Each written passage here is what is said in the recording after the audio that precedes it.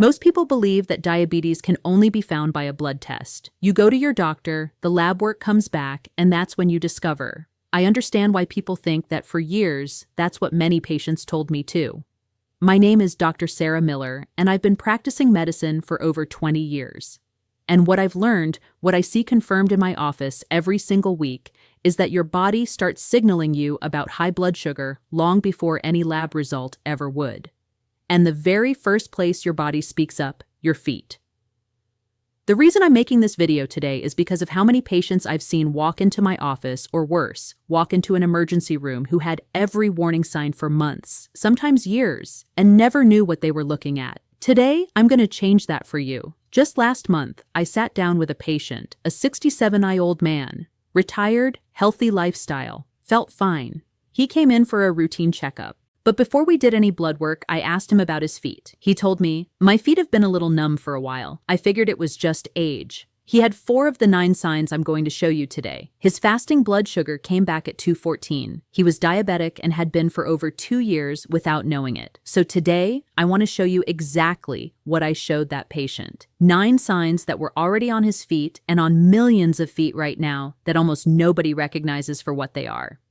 For each one, I'll tell you what most people assume it is, what's actually happening inside your body, and one simple daily habit that can protect you.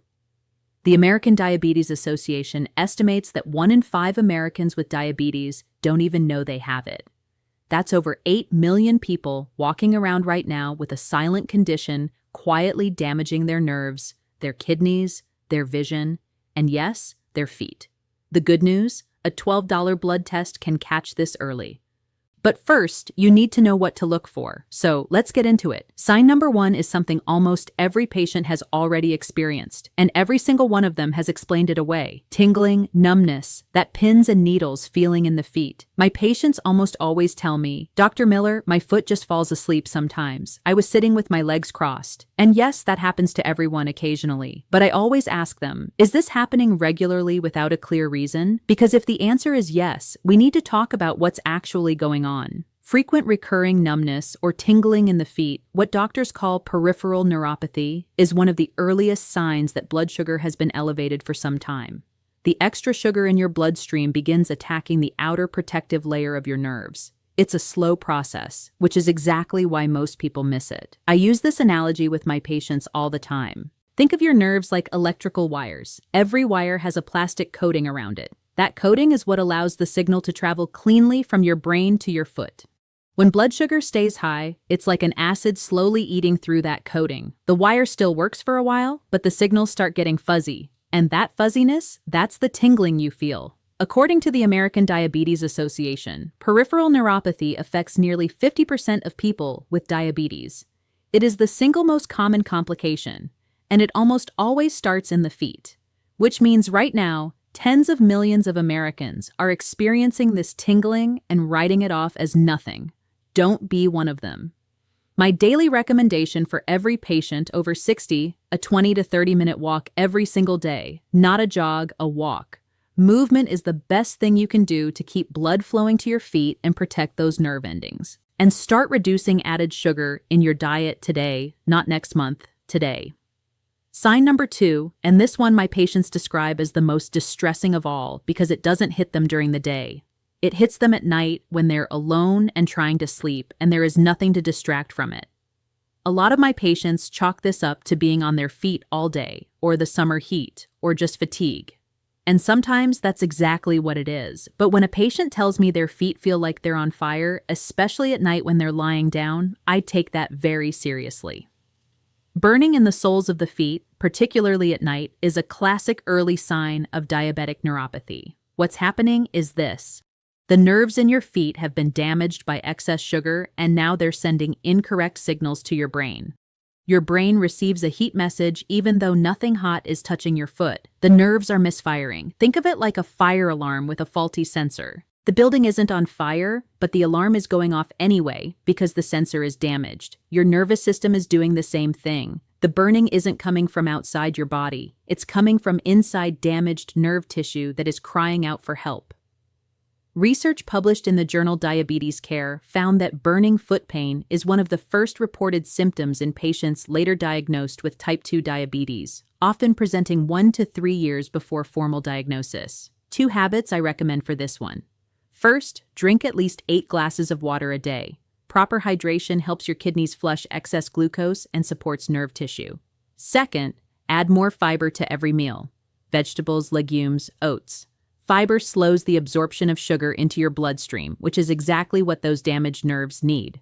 Sign number 3, and I need you to pay very close attention here because this is the one that stops being uncomfortable and starts becoming genuinely dangerous. This is the one that sends the most patients to the emergency room. They come in and say, "Dr. Kent, I had a little blister from my shoe 3 weeks ago. It still hasn't healed." They waited. They assumed it would close on its own. Most small wounds do heal on their own, but not when blood sugar is elevated. When blood sugar is consistently high, your body loses its ability to heal efficiently. The blood vessels throughout your body, including the tiny ones in your feet, begin to narrow and stiffen. This means that oxygen, white blood cells, and the nutrients that repair tissue simply cannot reach the wound fast enough. The wound sits there open, vulnerable, and slow to close.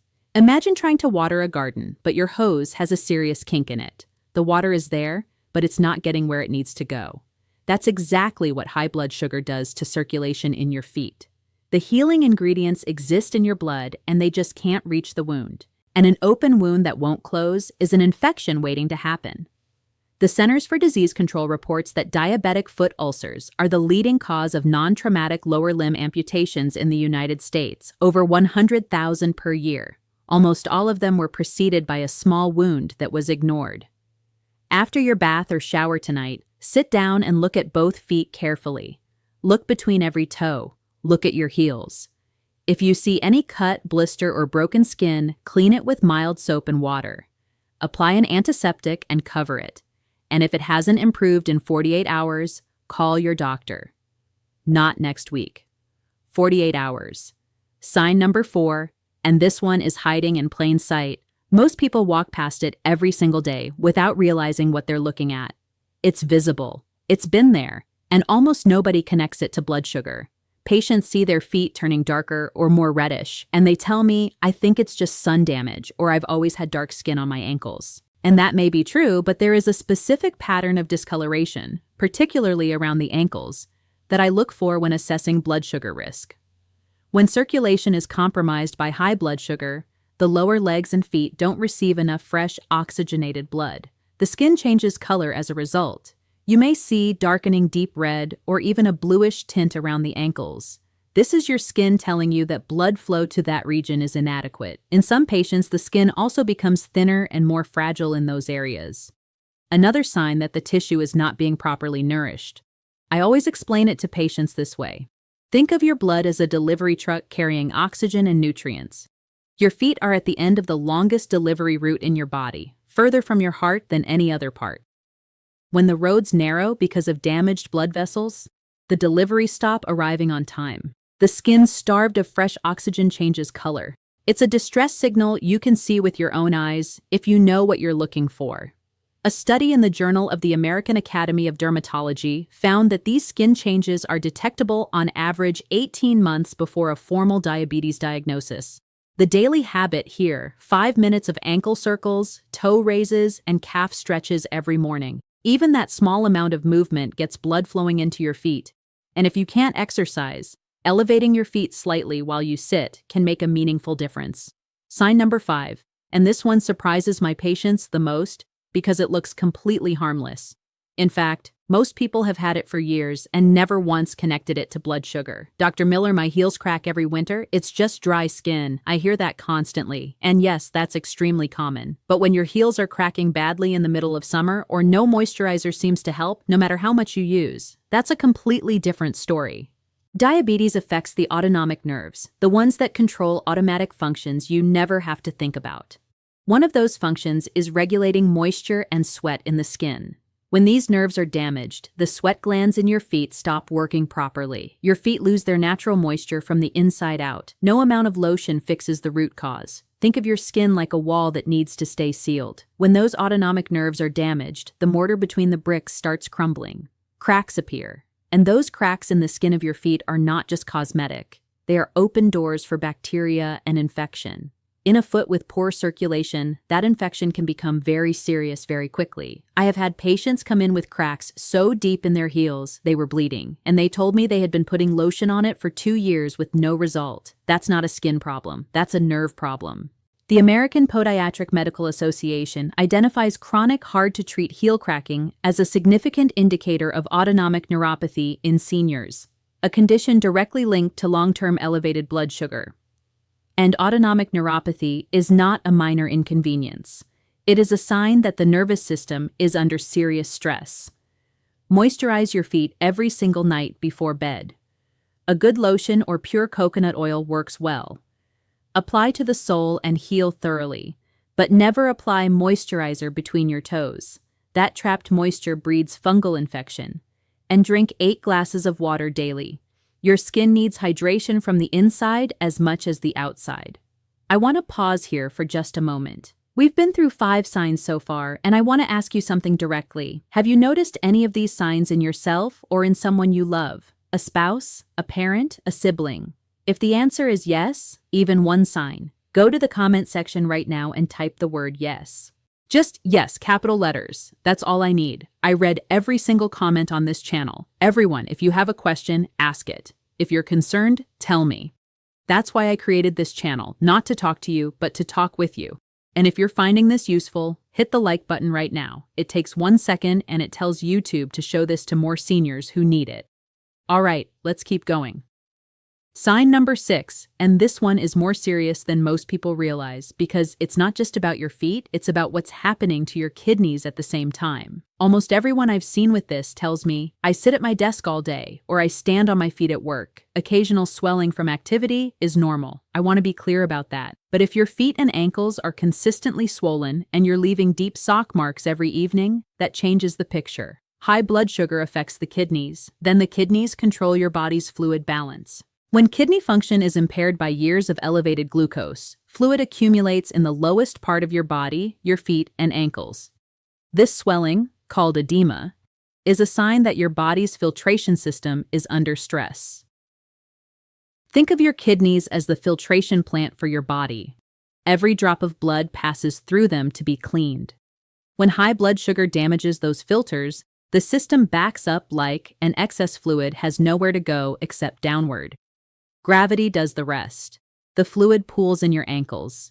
You press your finger into the swollen area, and the indentation stays there for a few seconds.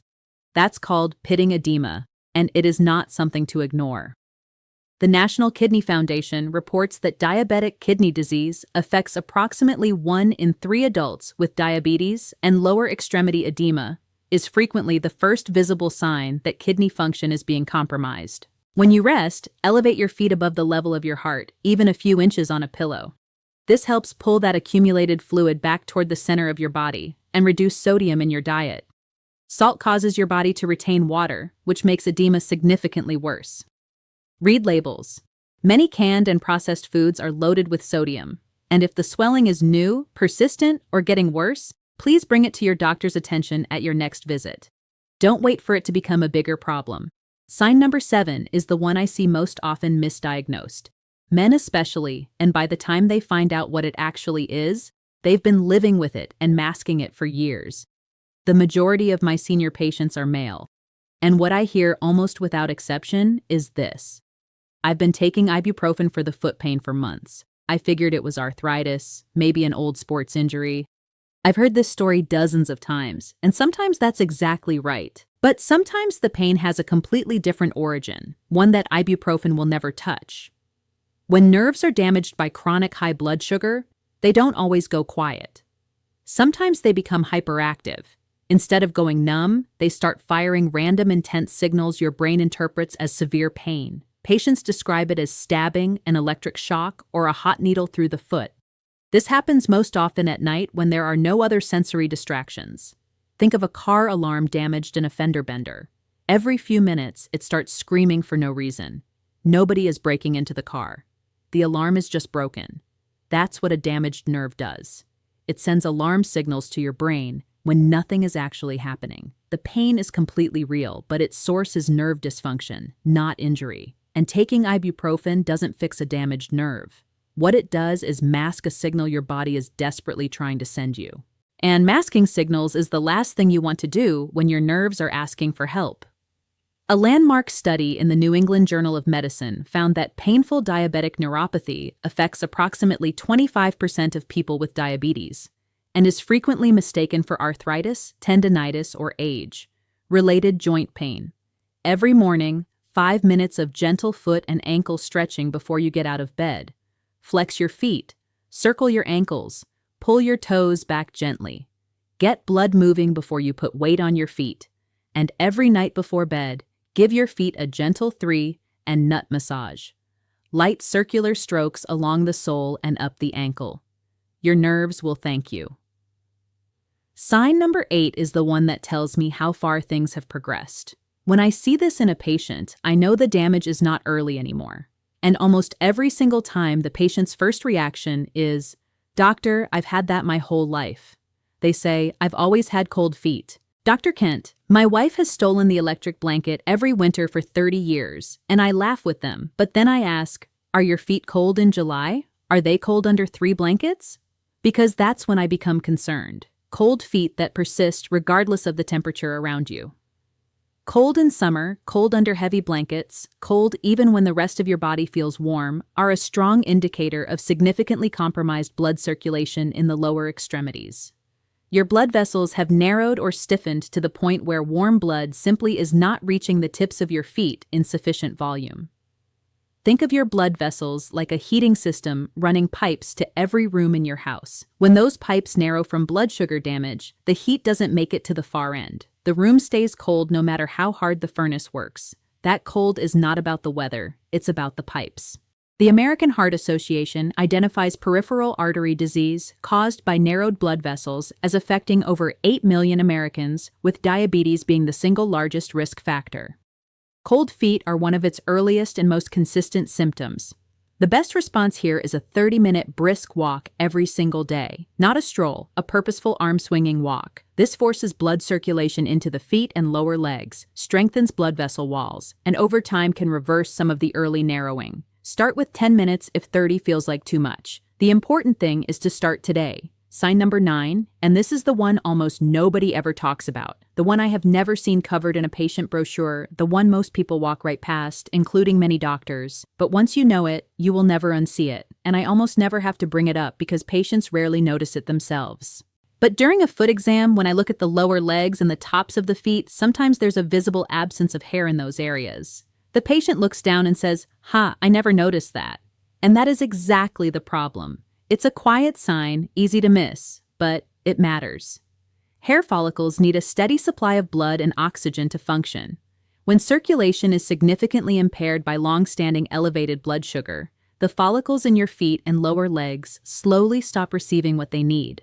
Over time, they stop producing hair entirely. That hair loss is a visible marker of blood vessel damage that's been progressing in many cases for years. Think of hair follicles like small plants in a garden. When the irrigation pipe narrows or blocks, the plants don't die immediately. They just gradually stop growing. The absence of growth is your body sending a message about your blood vessel health. A message you can see every time you look at your legs. Research published in Diabetes, Obesity, and Metabolism found that hair loss on the lower extremities correlates significantly with peripheral vascular disease in diabetic patients. A reliable and frequently overlooked sign that physicians are specifically trained to check for. Right after this video, look at your lower legs and the tops of your feet. If the hair is significantly thinner than the rest of your leg or absent entirely, schedule a blood glucose test this week, not this month, this week. Approximately $12 at any certified lab covered by Medicare. For most of you, $12 can change the entire trajectory of your health. We've covered a lot today. 9 signs, 9 chances to catch something before it catches you. And I want to be honest with you about something. One of the hardest parts of my job is sitting across from a patient who has had every single one of these signs for 2 years and is only just now finding out why. Not because they didn't care. They cared deeply. They just didn't have the information. You now have that information, and I want you to do one thing with it, just one thing. Tonight before you go to bed, sit down and look at your feet. Take 30 seconds, look at the skin, look between the toes, feel for numbness, check for any wound that shouldn't be there. 30 seconds. That's all I'm asking. And if you see or feel anything on this list, please call your doctor tomorrow. Not next week, tomorrow. Because the earlier you catch this, the more completely it can be managed in most cases through a change in diet, a daily walk, and a conversation with your doctor. You worked hard for the life you have, for your independence, your health, your ability to do what you love. Don't let something as manageable as blood sugar take any of that from you just because nobody told you what to look for. Now you know. If you found this useful, share this video on Facebook right now. Tag someone you care about and a family member, a friend, a neighbor. You might be giving them something they didn't know they needed. And if you want more conversations like this one, I post a new video every week on this channel. Topics that matter for your health after 60. Things I talk about with my patients that most people never hear outside a doctor's office. Subscribe and bring someone you love along with you. I'm Dr. Sarah Miller. Stay aware, stay proactive, and take care of those feet. I'll see you next.